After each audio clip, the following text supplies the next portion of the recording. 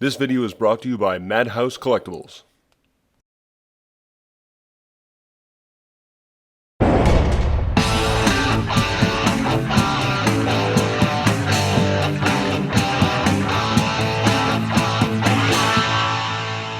Hey everybody, welcome to Transformers Masterpiece Theater. I'm the Rusty Mechanic, and I know, this thing came out several months ago, so why am I doing this now? Well, see, it was the 20s, the 2020s, and the pandemic was running rampant all over Ontario. An outbreak at the Canada Post Mississauga main distribution center was wreaking havoc with mail distribution all over the country. Well, sure you can figure out the rest.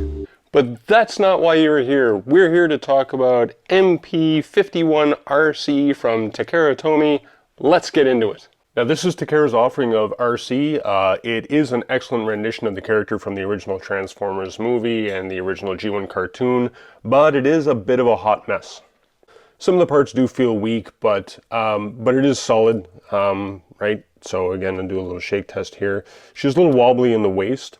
But otherwise, it feels like a solid figure. It doesn't feel like anything on it is going to snap or break when you're doing your posing or doing your transformations. And it's got a ton of articulation, as you can see. I purposely put it in this pose just so you can get an idea of how much posability that she does have. But between her arms, her elbow joints, the wrists, and the way that the legs and the knees and the feet all have very good articulation. There's pretty much no pose that you can't pull off with this figure. This seems to be the proper Masterpiece scale size. Again, some of the other offerings of Arcee that we've seen before seem to be a bit too tall, a bit too bulky. This seems to nail that scale properly. Now the proportions of her neck and her chest seem to be way off. This is one of my complaints on this figure. While the whole figure looks very nice and looks aesthetically pleasing and all of that stuff, the slope of her chest just seems to be too sharp, which causes the neck collar that she has to be, you know, like excessively long. And if we take a look at the cartoon rendering, her neck collar is not this long, and it's actually, you know, squared off at the bottom, whereas opposed to this is kind of rounded off. So this just looks odd, but again, the whole figure does have a very nice look to it. So the figure is plastic top to bottom, with the exception of her feet. Her feet are actually die cast, which is really nice. Surprisingly, I suspect because the feet are die cast, it gives her some weight at the bottom, so she doesn't have a tendency to fall over with this the backpack and the additional weight on the back. And also, surprisingly, again, probably because of the weight, but you would suspect that with the amount of square footage that she has on the bottom of her feet here, that she would have a tendency to fall over, but she actually balances very, very well. So as I said before, the figure is painted from top to bottom, which is really, really nice. The only parts that are not painted are her hands and her knees, and anywhere where you see joints like at her shoulders and her elbows, these are not painted. A little bit of gray around the waist. Again, all of this matches her cartoon rendering, right? We have gray around the waist, down here around her ankles as well. Some nice details going on here on her stomach, which again matches her cartoon rendering, right? Like an electronics panel that's going on right there. Touch of gray here from the front bumper. Head sculpt's very nice. Overall, details are a match to her cartoon rendition.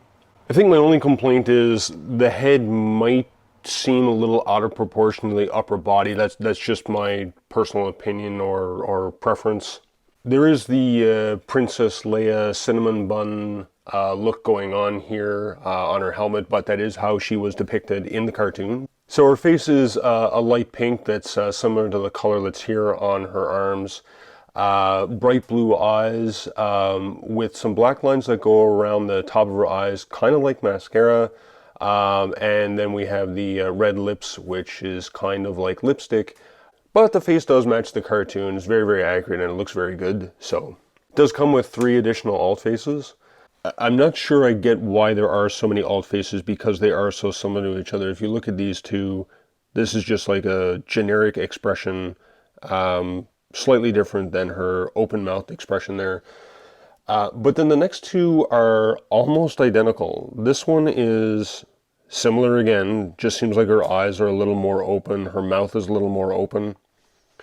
And then the last one is eyes look almost the same, maybe a sadder expression, mouth seems to be the same. So this seems to be a slightly sadder expression. But again, the differences between the three faces are so slight, I'm not sure that we needed that many alt faces. It's nice to have the options, but do we really need that many alt faces?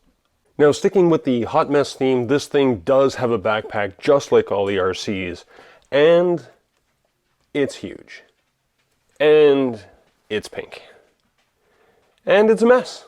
But I will give it to Takara that they have designed this pretty well. You're trying to get the entire front of a car and the entire back of a car collapsed in behind her size 0 frame.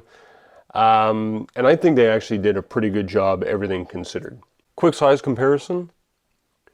Here we have FT43 Dune Runner, MP40 Hot Rodimus, and MP22 Ultra Magnus. And again, we'll take a look at Mike Lorber's G1 size scale chart. A personal note, I actually didn't realize Arcee was this small. But in the cartoon, she apparently only comes up to about Hot Rod's chest, about the same height as Beachcomber, and maybe around the waist of Ultra Magnus. And of course, if we look at the pictures, that does seem to be in scale. Of course, Masterpiece is going to be in scale more so than any of the third-party figures. Just a quick reminder, everybody, if you do enjoy these videos, please make sure to hit that like button down below. It sure helps out a lot.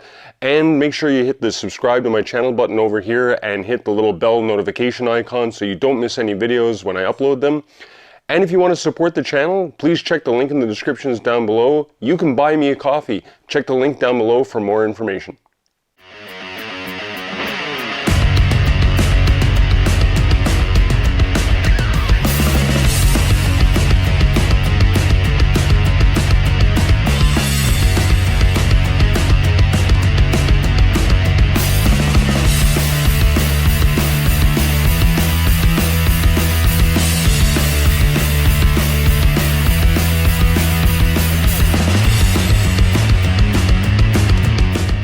The engineering and the transformation are impressive, but they are sometimes frustrating.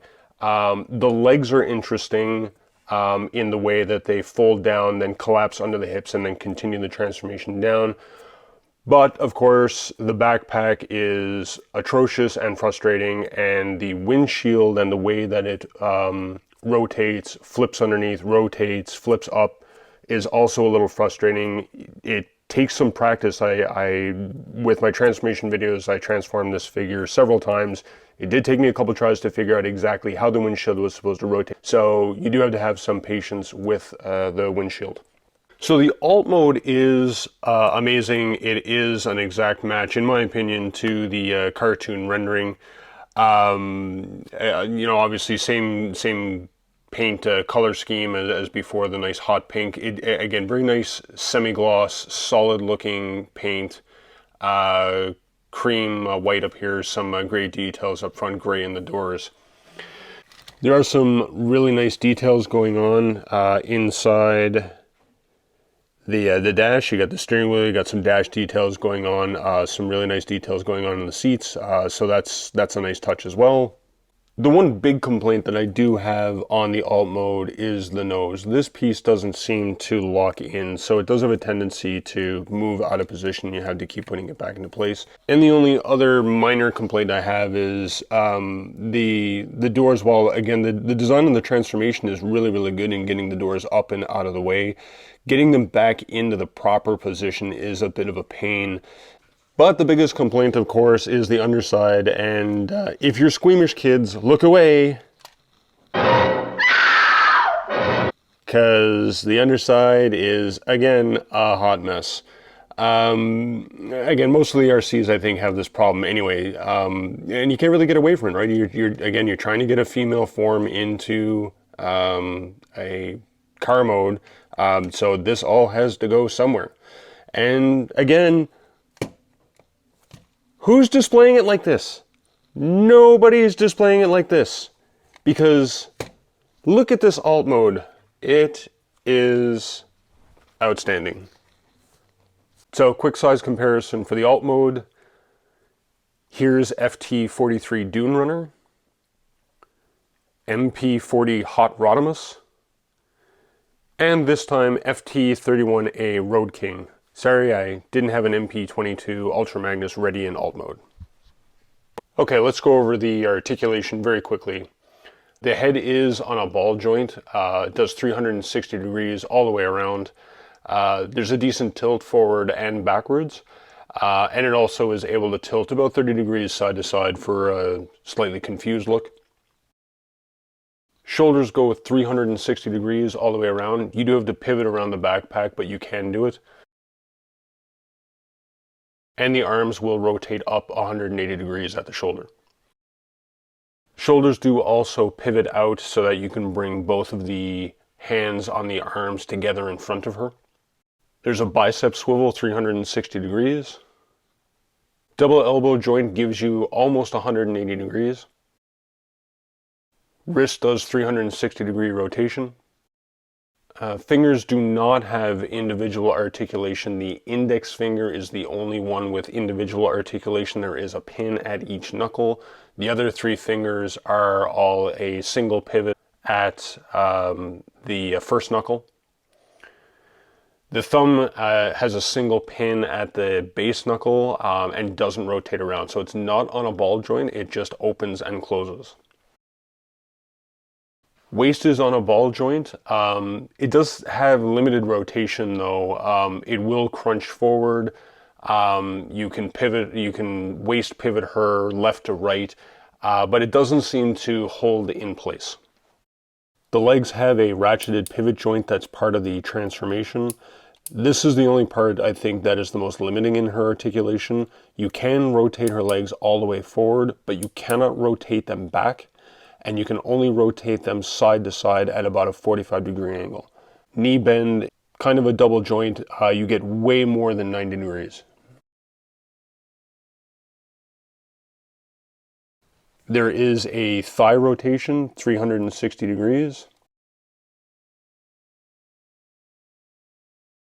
And finally, the feet and toes have lots of articulation. There's lots of rotation in, lots of rotation out, and you can pivot the legs forward and back at the ankle, and the toes also pivot forward and backwards as well.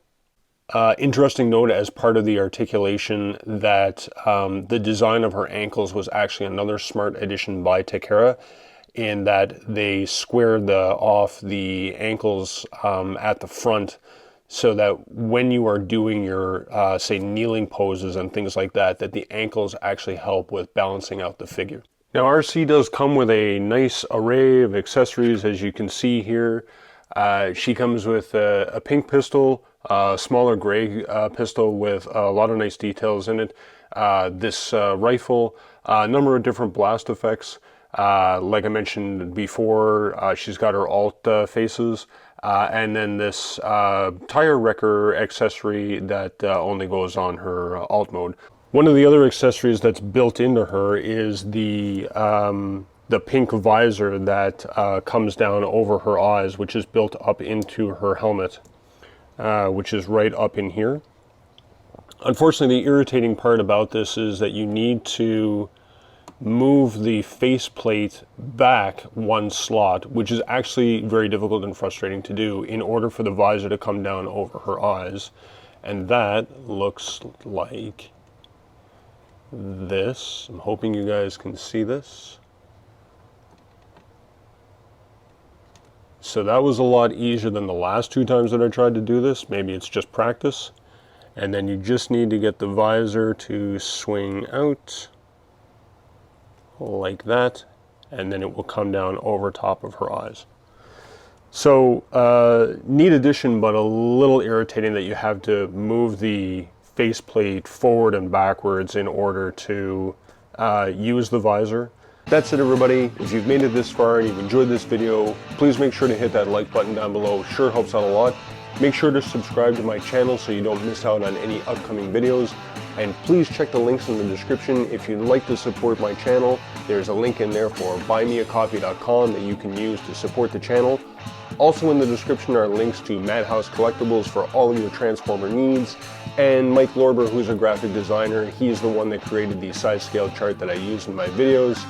Once again, thanks a lot. This has been Transformers Masterpiece Theater. I'm the Rusty Mechanic.